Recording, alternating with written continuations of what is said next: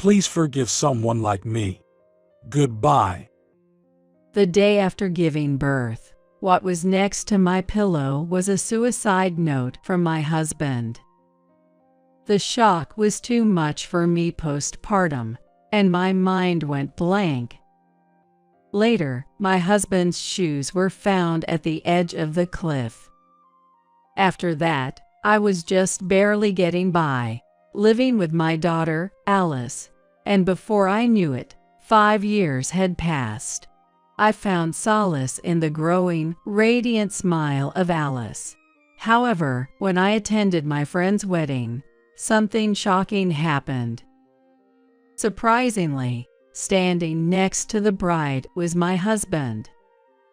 Dressed in a tuxedo, he had the same smile as before, standing there, supposedly having thrown himself into the sea.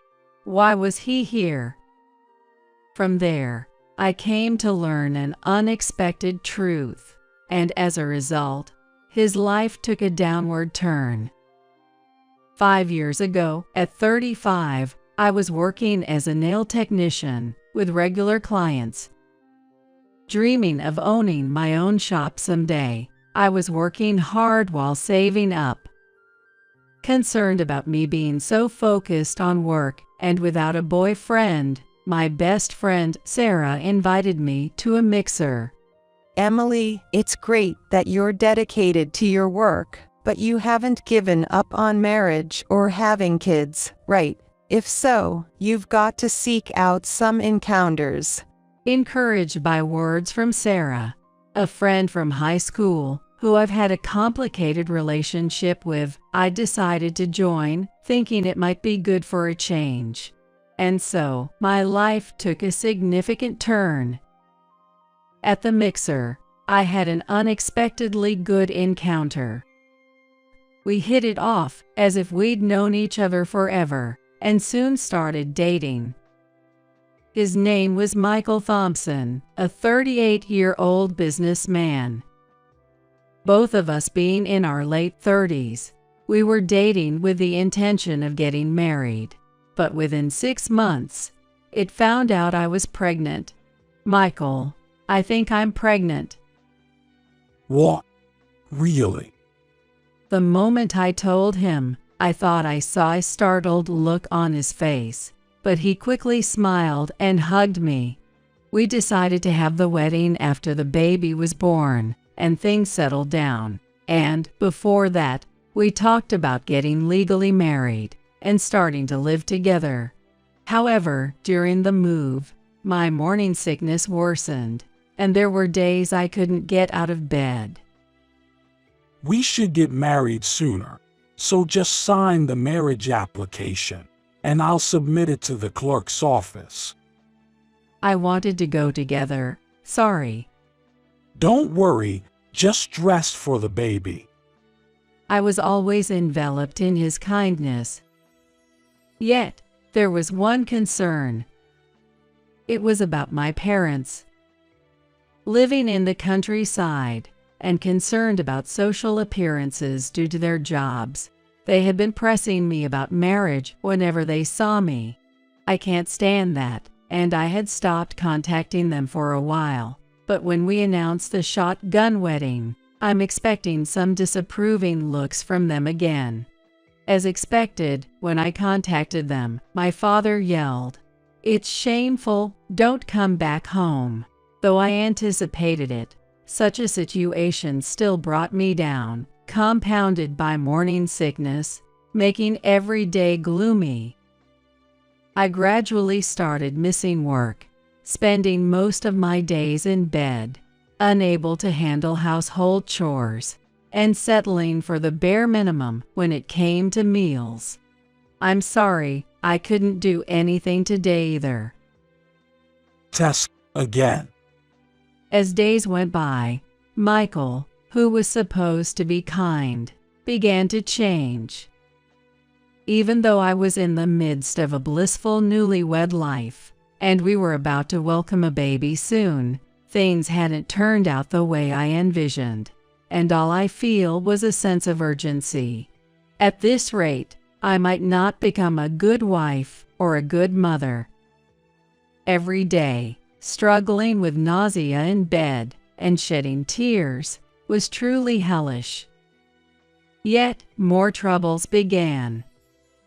Michael started coming home late, and his time at home decreased. Moreover, on the rent due date, there was no payment from Michael. We had agreed to split the rent in half when we started living together, and the rent was set up for automatic payment from my account, which I signed the lease for the apartment, but there had not been a single transfer from him.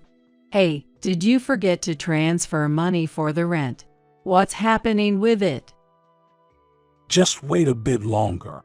There's been a lot of drinking and entertainment this month. I'm in a bit of a financial pinch. Every time I checked, he'd say that and put off the payment. And in the end, it was almost like I was the one paying the rent. Moreover, as payday approached, he'd increasingly ask me for loans. But I'm not able to work right now, and considering the future, I'd like to set aside our savings. Due to the morning sickness, I was practically on leave, and had reluctantly started dipping into my savings to open a nail salon. But I really wanted to keep that saved up. The thing is, I had an unexpected business dinner at a fancy restaurant, and I'm in a pinch this month. But shouldn't that be covered by the company's expenses? It doesn't work that way. Plus, landing this contract now could significantly affect my promotion. Please. He said that if he gets promoted and earns more, it would be easier to support the family, so I had no choice but to agree. But then I noticed an unfamiliar watch on Michael's wrist. Hey, where did you get that watch? Noticed? Cool, isn't it? I've been eyeing this watch for a while. He showed it off to me, almost like a child bragging about a treasure. That's not the point. How much did that cost? What's it to you? I bought it with my own money. Stop nagging. Despite me paying the full rent and even lending him money, what was he thinking? I couldn't help but snap at him. Before spending money on such things, you should have discussed it with me. You're about to become a father. When I, usually quiet, unexpectedly raised my voice, he looked surprised and then awkwardly apologized. Sorry, I'll be better from now on, okay? Seeing him apologize sincerely made me wonder if everything would be all right once the baby arrived, but I had a vague sense of unease. After that, the days my husband returned home became even fewer. And as the pregnancy entered the late stages, an unexpected situation arose during a prenatal checkup. What? Hospitalization? From now? At the checkup, they said it's a threatened preterm labor. There were still about 2 months to the due date, but the doctor advised me to be hospitalized to keep the baby in as long as possible. I was taken aback by the sudden turn of events, but determined to do my best to protect my baby, so I have mentally prepared myself for a long-term hospitalization. And there I was, on the bed, looking forward to the birth of my unborn baby. But admittedly, the days of doing nothing but rest were boring. During this time, my salvation was my best friend Sarah visiting me often. She was currently working at a detective agency specializing in infidelity investigations, and would make me laugh by sharing funny and interesting stories from her work, within the limits of what she could tell. So, cheating always gets discovered, huh? That's right. When I fell silent, Sarah looked at me intently. Don't tell me Michael is cheating. It's not like that, but I ended up spilling all the incidents that had been bothering me. Leaving home that often, Michael's actions are suspicious. Seeing Sarah mutter with a serious expression, I thought, I knew it. Deep down, I had been suspecting it, but chose to look away. Just to make it sure, did you confirm if your marriage application was actually submitted? What? I haven't checked it, but no way that could be. Sarah's unexpected words shocked me. I had never harbored such doubts. Some men do that. I'm not sure about Michael, but it's better to check it. Torn between feeling wrong to doubt my husband and wanting to clear my uneasy thoughts, I was indecisive. Then, Sarah suddenly stood up. An administrative proxy can check it, so I'll go to the clerk's office right now to find out for you. It's better to clarify these matters. She had me write the necessary documents for a proxy application and quickly left the room with her bag. It's okay, the marriage application must have been submitted. Just confirming that will ease my mind. Waiting as if to reassure myself, Sarah returned within an hour. Here. What she handed me was my family register, and there was no record of me being married to Michael. This can't be. Then, why not ask him directly? And so, I decided to ask him when he visited the maternity wardroom the next day. When he arrived, he was smiling as usual. Despite my conflicting emotions, I knew I had to clear things up for the sake of our child. Hey, did you actually submit the marriage application? What? His face changed color instantly, and he fell silent, seemingly deep in thought.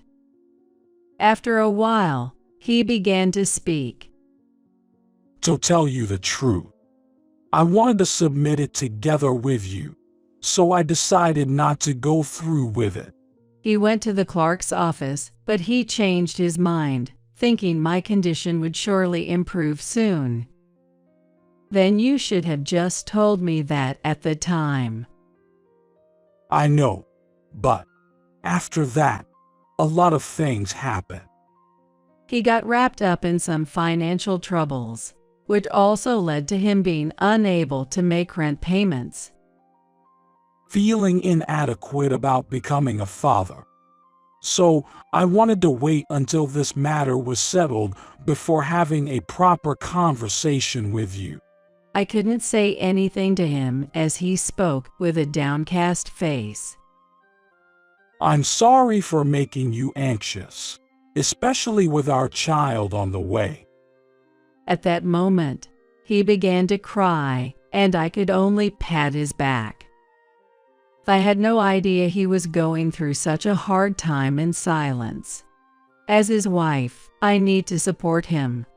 After that, my husband rarely came to visit and stopped responding to my messages. I thought maybe he was too embarrassed and needed some space, so I decided not to press the issue and just wait. Despite everything, my belly continued to grow, and the day of delivery has finally arrived. I've started having contractions in the midnight, and by morning, our daughter was born, a healthy baby weighing over 6 pounds and 9 ounces. I managed to contact Michael, and he came, but he seemed distant and wouldn't make eye contact with me. It surely bothered me, however, after enduring a challenging night and facing the proof of overcoming intense pain, I felt an overwhelming sense of happiness that made everything else fade away. Holding my small, helpless child, I was overwhelmed with emotion and tears of joy. I'm so glad you were born safely. Michael held Alice with a complicated look on his face. The day after giving birth, what was next to my pillow was a suicide note from my husband. To Emily, you might be surprised by this sudden letter, but these are my true feelings. The letter was filled with his agonized cries. At that time, he hadn't clearly explained, but it turned out he had fallen victim to a scam, lost all our savings, and was being chased by debt collectors. Thinking of our upcoming child and family, he saw no other way out.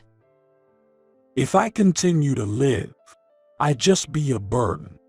That's why I intend to jump off a famous cliff known for suicides. Please forgive me. Goodbye. His last words were shocking, leaving me unstable after giving birth, in a daze. Rushing to the police, Michael's shoes were found at a famous cliff, presumed to have jumped into the sea, leaving me in tears. Despite a search, his body was never found. His whereabouts remained unknown, and I filed a missing person report, holding onto a sliver of hope that he would return someday. Before I knew it, 5 years had passed. During this time, all I could do was struggle through life, holding Alice. Fortunately, when I informed my parents of the birth of my daughter, they came to visit, and we reconciled. Thanks to my parents doting on my firstborn daughter Alice, I managed to get by even as a single mother. Now I'm balancing childcare and work, fighting to achieve my dream of opening my own shop. Sarah has been a great support, frequently visiting and taking me and Alice out for shopping and fun. Then an invitation from a high school buddy, Olivia Johnson, reached to me. In high school, Olivia, Sarah, and I were always together. Olivia, a CEO's daughter, had moved to Japan after high school due to her parents' business, and we had lost touch since then. She had returned to the United States before we knew it, and we were really surprised when we received an invitation to her wedding reception. Olivia's getting married. I wonder who the lucky guy is. Sarah called me excitedly, but I had no idea either. Maybe she met someone in Japan, or perhaps he's some corporate heir. We were both looking forward to reuniting with our friend after so long. On the day of the wedding, the venue's luxury and decoration were a testament to Olivia being a CEO's daughter. I remember Michael used to work for a company under the Johnson Group. I quietly murmured such a thing in my mind. As the lights dimmed and music played, the spotlight fell on the doors, which slowly opened. Seeing Olivia after a long time, she hasn't changed much, and her smile brightened up the surroundings like the cheerful spring sunshine making flowers bloom, reminding me of the old times. However, the moment I saw the groom standing next to her, my heart froze. What, Michael? Surprisingly, standing next to Olivia was my husband, who was supposed to have disappeared by jumping into the sea the day after Alice was born. Why is he here? And why with Olivia? I never imagined reuniting under these circumstances. Seeing him standing there in a tuxedo, smiling just like before, I was thrown into confusion. Why on earth? As I stood there, feeling like I was seeing a ghost, Sarah next to me spoke up. Isn't that Michael? I was thinking the same thing. That smile is just like Michael's, the slight lift of the left corner of his lip, I'm sure it's him. If even Sarah, who works at a detective agency, says so, then I was convinced at that moment it had to be my husband. What's going on here? He was supposed to have jumped into the sea. Yay, it's unbelievable. If that suicide note was a lie, then not entirely out of the realm of possibility. I'm filled with the desire to catch him immediately and uncover the truth, the man who disappeared, leaving behind me and our newborn daughter. Yet I decided to hold back for now, not wanting to ruin my friend's wedding. I whispered to Sarah, who seemed eager to get to the bottom of this. I have a favor to ask. What is it? Anything? I want to know what Michael has been doing during these missing 5 years. Can you help me? She grinned and gave me a thumbs up. Of course, I would have investigated even if you hadn't asked me. I'm counting on you. The very next day, we began looking into Michael. Sarah even took time off work to start tailing Michael. As we dug deeper, we stumbled upon a shocking truth. I can't believe Michael was such a person.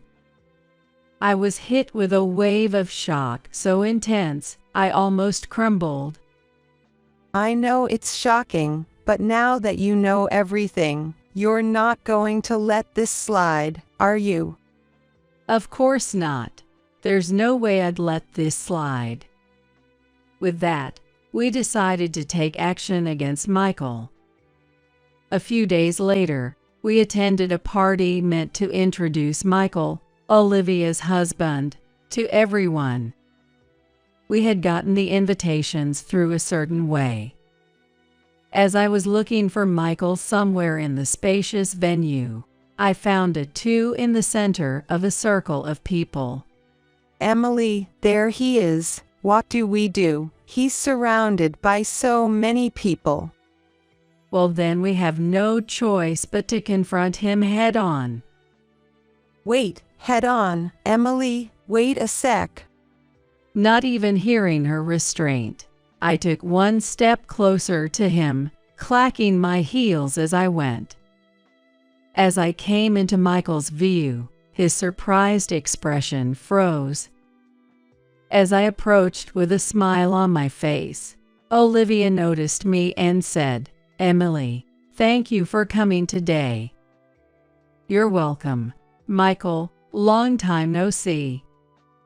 As I smiled at him, his face, which had been smiling until then, suddenly contorted.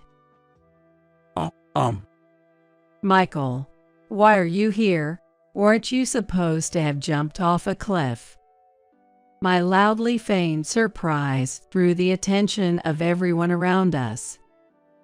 Olivia also pressed, "What's going on? Michael, you know Emily." Well, that is. The sudden turn of events caused a stir, and Michael started to panic visibly. "Olivia, you might not believe this, but listen.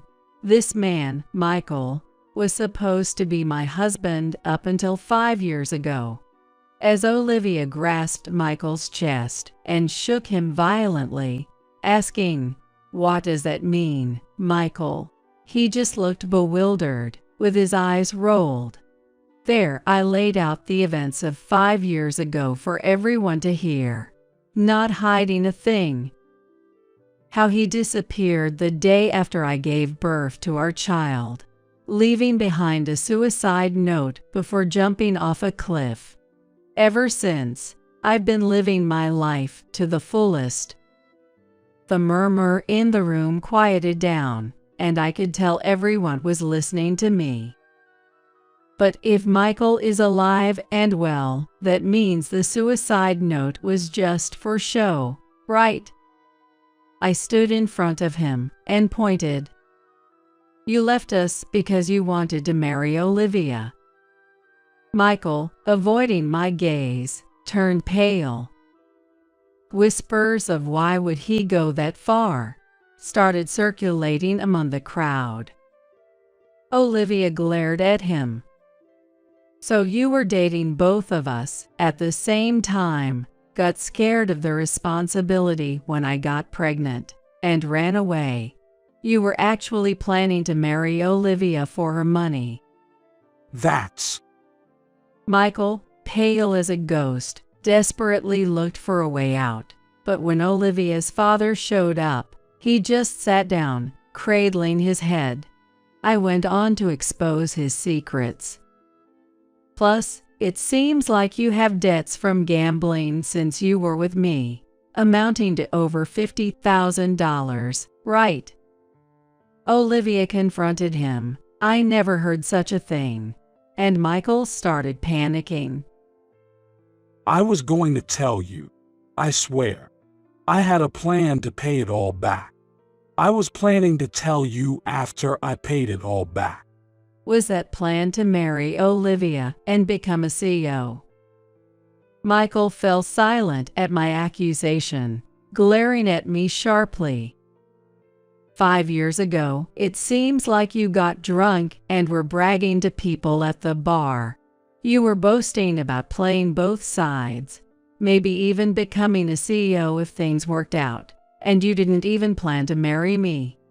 Sarah, the detective, had gathered these testimonies that I couldn't have found on my own. I thrust the investigation report right under his nose. Then he brazenly snatched the report from me and started tearing it up, as if he didn't care. You don't think you can get away with this scot-free. It was a mistake to get involved with you. If only you hadn't gotten pregnant. His plan foiled. He looked like he was about to jump on me any second with an angry demeanor. Truly the lowest. I'll be contacting a lawyer for a divorce and child support, so be prepared. You can come out wherever you want when you try to run this time. This wasn't supposed to happen. Everything was going so well. As he hit the floor with his fist in frustration, Olivia slowly approached him and declared, "That's my line. I can't trust you anymore. What Emily was saying is true." No, wait. This is all her fabrication. Michael pleaded with Olivia, but her decision was firm. After all, Sarah and I had met with Olivia beforehand and told her the truth. That's why she had sent us the invitation for today. When Olivia shook off Michael's hand, she stood beside Sarah and me, giving Michael a cold stare. Come on, Olivia, think it over. Later, Michael was sobbing, apologizing to her, but after being scolded by her father, he finally calmed down. Furthermore, Michael, who worked at Olivia's company, got the boot straight from the CEO himself and lost everything. It's because of you, Emily, that I couldn't become the CEO. Huh, this is all on you. Oh, and I forgot to mention, I'm also a CEO's daughter. What? You are? He looked utterly baffled by this sudden revelation. The truth was, my father also ran a company and planned to pass it on to me or my future husband. That's why my parents kept pushing me to get married for one reason or another, always going on about how it would look bad to others. I got estranged from my parents because I got pregnant too soon and never found the right moment to tell you. But well, it turned out for the best. So, if I had married you, I could have become a CEO. Suddenly, Michael grabbed my hand and kneeled. Let's start over. A child needs a father, right? No way. I'd never want someone like you as a father. I don't ever want to see your face again. Michael, taken aback by my outright laughter, was left speechless and in shock. Leaving him behind, Olivia, Sarah, and I left the venue together. After that, Olivia and Michael got divorced. Olivia's father was furious, vowing to claim alimony by any means necessary. I also filed for alimony and child support through a lawyer. Michael ended up with over $150,000 in debt, working tirelessly day and night, looking worn out. Meanwhile, I've been having enjoyable times having lunch with Olivia and Sarah. Furthermore, at 40, I've achieved my dream of owning my own shop. Lately, my 5-year-old Alice has started showing interest in nails, playing nail salon games with me. In those moments of my beloved daughter's endless smiles, I simply felt the joy of being alive, as a serene calmness washed over my heart.